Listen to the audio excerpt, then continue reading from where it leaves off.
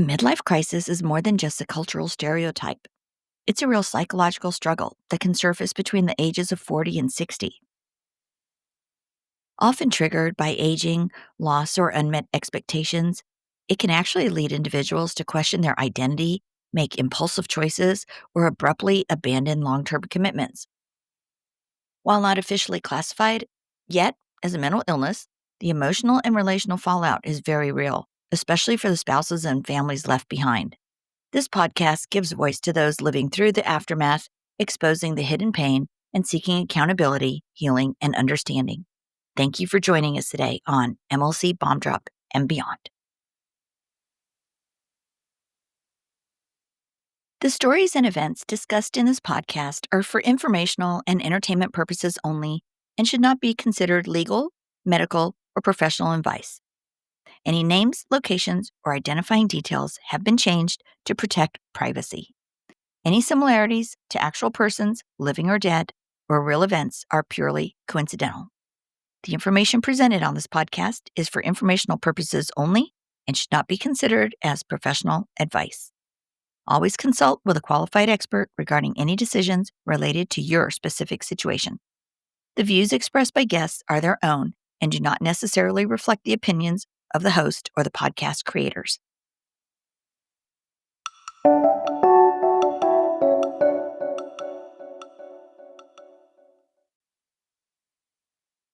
Okay, so what happens in the weeks and months before your MLC spouse or ex sinks into that dark, detached, depressive place that we call the tunnel? Well, if you're living through this, you know the chaos that comes early on, the bomb drop, the sudden affair, the earthquake, as some call it, the reckless choices, the desperate attempt to feel young again. That's the escape stage. But eventually, that external chaos starts to burn out. And what comes next is quieter. But honestly, it's really more chilling. Okay, so we're going to talk first the shift from chaos to collapse. All right, 1 to 2 months before the tunnel, you might start to notice angry blow-ups happen a little less often. The affair partner starts to arise, a new car, new hobbies, but suddenly they don't look so shiny. Instead of energy, you see exhaustion. It's like the MLCer actually runs out of gas. They've been sprinting away from reality, away from responsibility, and now their legs are giving out. And here's the deal. Instead of turning back towards their family, now they retreat inward. During the pre-tunnel stage, you may notice irritability with no spark. They snap, but it's flat. Disengagement. Conversations are like short, robotic. That vacancy in their eyes. Sometimes they're there, but not really there. You can even see that in photos. And I've actually gone back through photos and I can see that vacancy in the eyes, or the eyes where they shift and don't even look at the camera, where they're just off. It's really weird. It's creepy. This is also when you might hear phrases like, your spouse will say, I don't know what I want. Nothing really matters. I don't care. Whatever. I heard that a lot. I started hearing whatever a lot. I feel empty. That's another thing. And there's no more drama. They're just hollowing out. Eventually, you'll start to see physical and mental signs. You'll see where the body and the mind are breaking down before they go into the tunnel. Fatigue and oversleeping, or the opposite, like restless insomnia and not able to sleep at all. They might have a loss of interest in their appearance, no more obsession over the gym or new outfits. Somatic complaints like headaches, stomach issues, chronic aches. And mentally, they're cloudy, they're forgetful, they stare off into space. They're carrying shame, even if they'd rather die than admit it. And the relationships around them, oh my gosh, with the kids, they go quiet. They don't even remember the kids' birthdays, their names of girlfriends, boyfriends, spouses. It's just wiped off their they just don't remember. With you, they avoid you, detach, or respond with one-word answers. With the affair partner and new friends, even that connection starts to fade. The drama of it all isn't filling the void anymore. And it's really terrifying to watch because you see the crash coming. You see them about to fold inward, but you can't stop it. It's like a train out of control. So, why does the tunnel follow the chaos? Because midlife crisis is about running away from pain. At first, they're going to try to outrun it with distractions, rebellion, fantasy, but eventually that pain catches up with them. They can't keep sprinting, so they collapse. The tunnel is where the truth corners them. And here's the thing, the tunnel is not healing. Not yet. It's more like hibernation. It's a dark night of the soul where they finally face themselves or they avoid themselves completely. And for the left behind spouse, if you're the one left behind, here's what you need to know. Please know their detachment is not about your worth. It is about their collapse. You cannot drag them out of the tunnel. They have got to crawl out all on their own. But what you can do is focus on you. You need to focus on your healing, focus on your children, and focus on your stability. Think of it like this. They are going down into a mine shaft, and you cannot follow them there. If you try, you're going to lose yourself too. Your job is to stay above ground in the light and keep building your life. The road to the tunnel is paved with exhaustion, emptiness, and collapse. It's sure a lot quieter than the bomb drop, but it cuts even deeper because you are left with someone who is physically present but emotionally gone.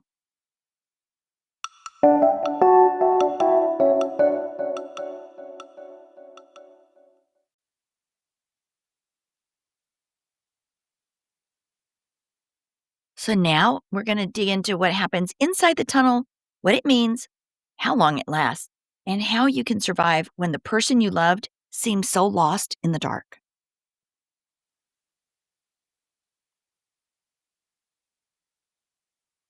So, the MLC tunnel. Ugh, the tunnel is a collapse. Psychological, emotional, spiritual. It's not healing yet. Again, it's the breakdown before any breakthrough. Think of it as a cave with no light, just echoes of everything that they've been running from. And inside that tunnel, the MLCer loses their sense of identity. They can't go back to who they were. Not the same hobbies, none of the same interests, usually not the same friends, not the same family, but they don't know who they're becoming now. So they totally disconnect. They disconnect from you, they disconnect from their family, and they disconnect from reality itself.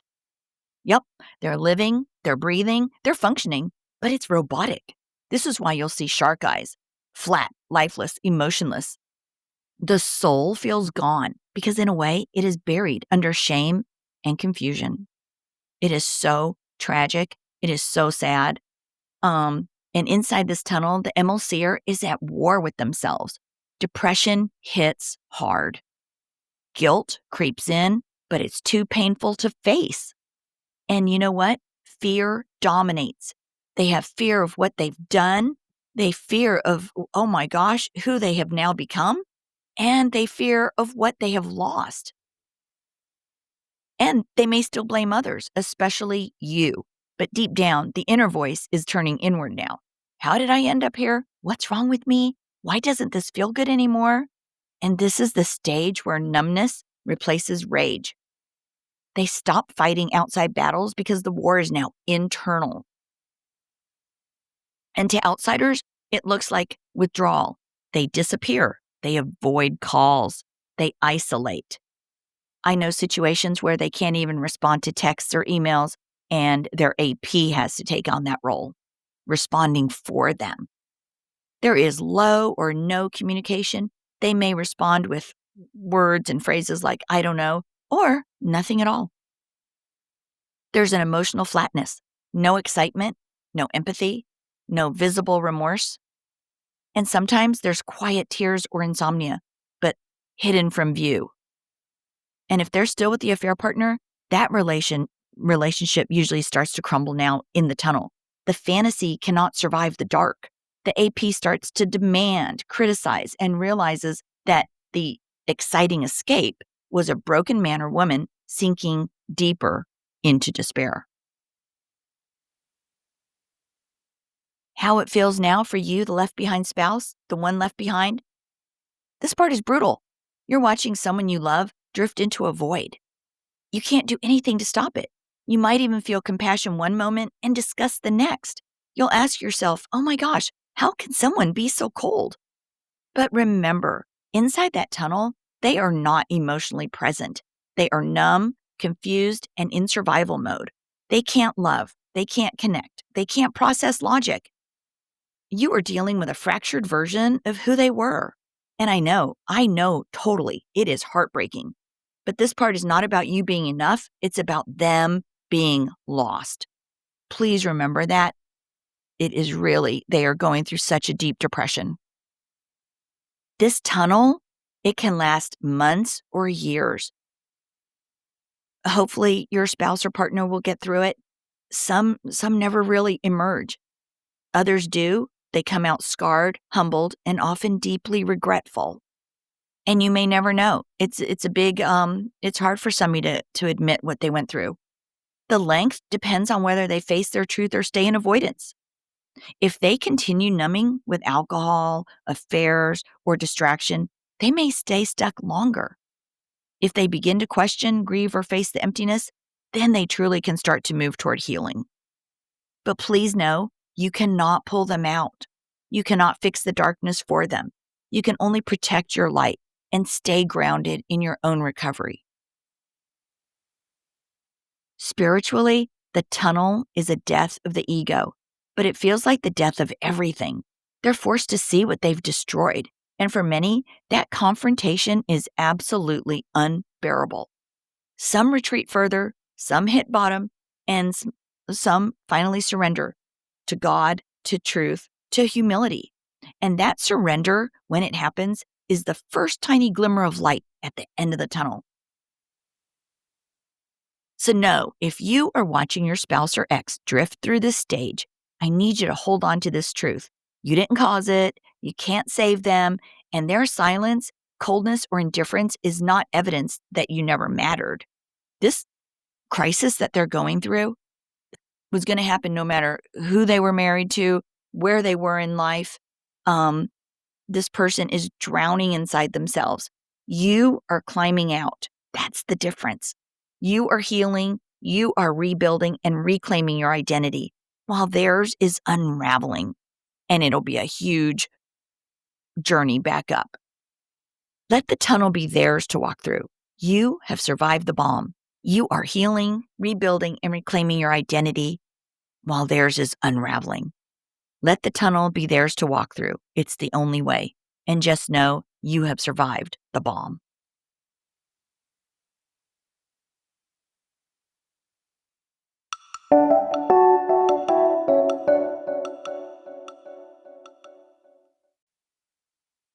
So, you guys, what happens after the tunnel?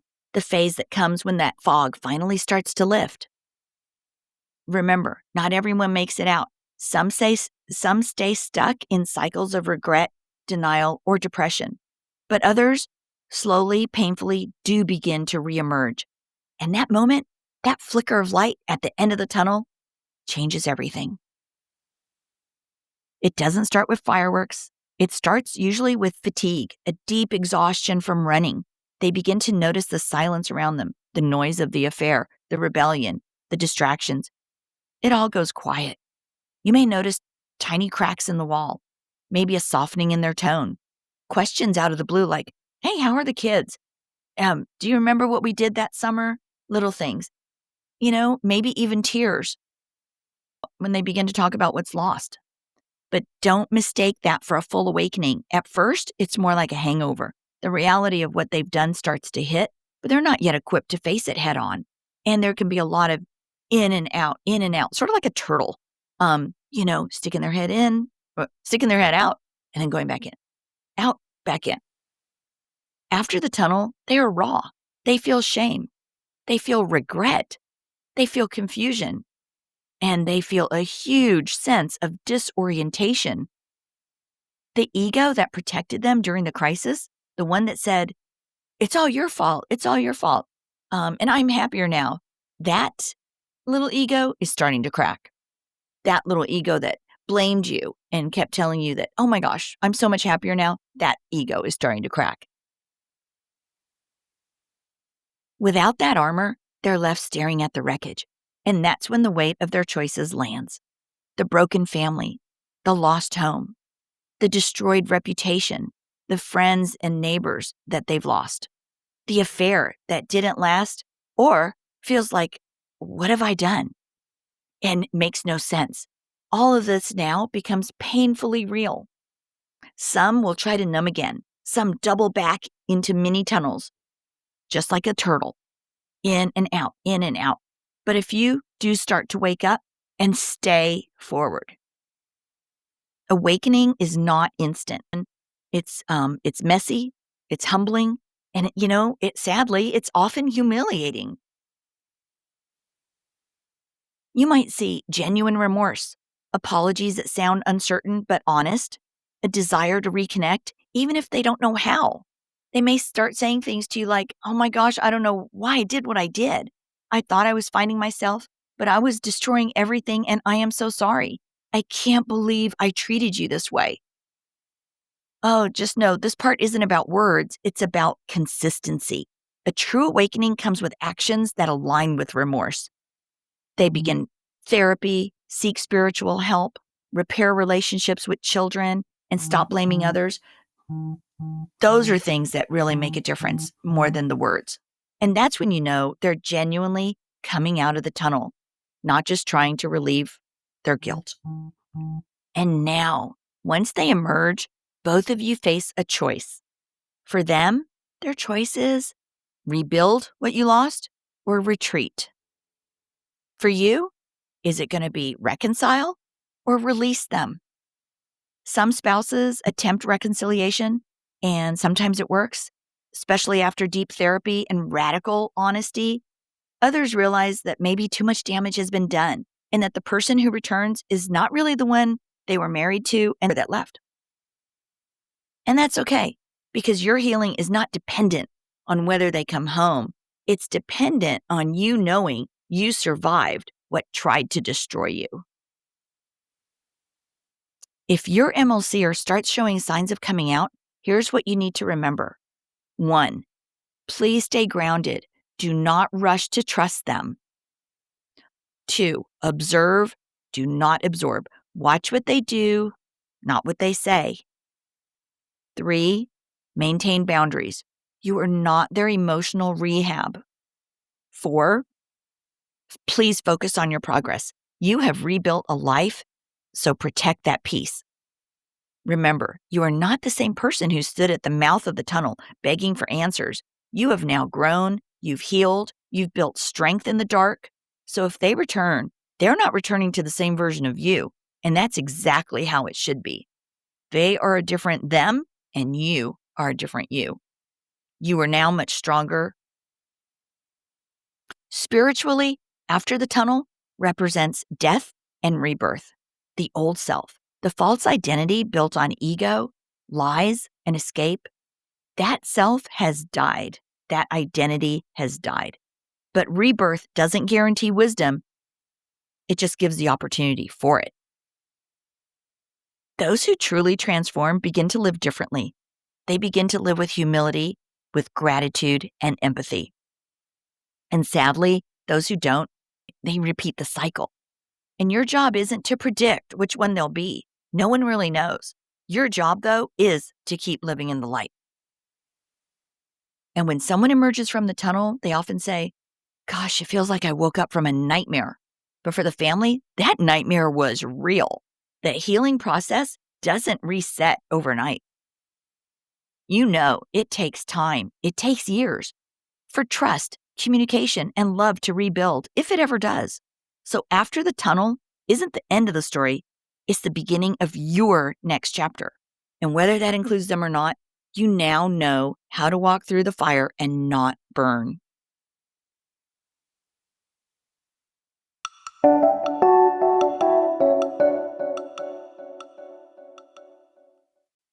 After the tunnel comes clarity, but also consequences. The truth surfaces, the masks drop, and the real work begins. Some MLCers emerge wiser, broken open in the very best way. Some never find the light. But you, Bomb Squad, you have been walking toward it all along.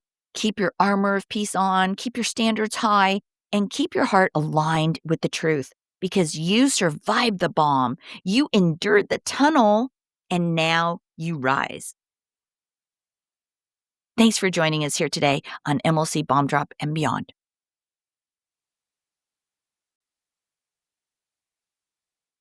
Hey, some resources that are available for you guys are thewifeexpert.com. That's Lori McDermott over there at thewifeexpert.com. She also has a new app out. There's tons of videos that can give you all kinds of information on no matter where you are on your MLC journey or trying to reconcile with your spouse. So check out thewifeexpert.com. And if you're not sure if your spouse or yourself is in maybe approaching or in a midlife crisis, be sure to check out Kenda Root's quiz at midlifecrisismarriageadvocate.com. Again, that's a midlifecrisismarriageadvocate.com. That's a quick little 2-minute quiz. It's free. So check that out as well. We have a ton of resources out there for you guys. So check them out. Thanks. You guys, forward moving spouses, you are not alone. Left behind spouses, you are not alone. Those in crisis, you are certainly not alone.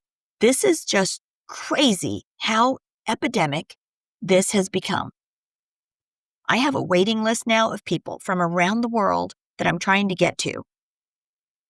And if you've been through a midlife crisis or been impacted by someone else's and you want to share your story, I'd love to hear from you. Hang in there, you guys. I will get to all of you. Please reach out to me at mlcbombdrop@gmail.com and visit us on Facebook and Instagram, MLC Bomb Drop.